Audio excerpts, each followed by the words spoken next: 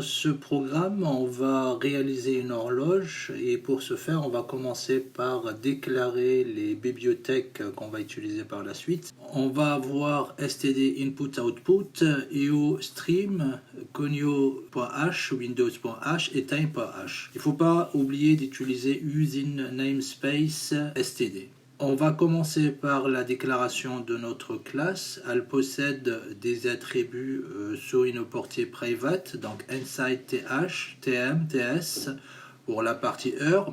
Pour l'heure de l'alarme, on aura besoin de deux attributs de type inside, ah, am. Les fonctions de notre classe, elles seront de portée publique et on aura besoin d'un constructeur sans paramètres, d'un constructeur avec paramètres, d'un destructeur, d'une fonction affiche pour afficher l'heure, d'une fonction getTime qui va nous permettre de récupérer l'heure du système, d'une fonction setAlarm pour paramétrer l'heure du réveil et d'une fonction getAlarm de type booléen.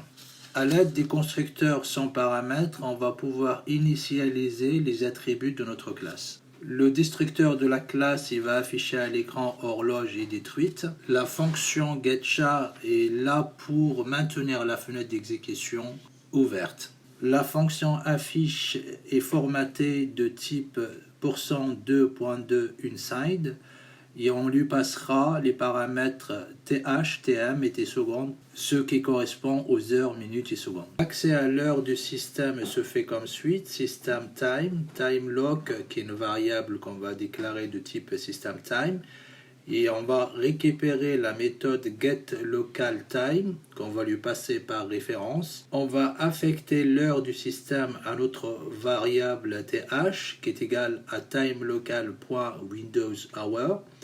On fera de même pour les minutes et les secondes. Dans le main, on va instancier H1 et on va exécuter les instructions tant qu'on n'a pas appuyé sur une touche du clavier. À l'intérieur de cette boucle tant que, on va appeler l'heure et on va l'afficher. Et on obtient le résultat suivant. Pour le saisie de l'alarme, on va utiliser la fonction setAlarm et on va saisir l'heure et les minutes.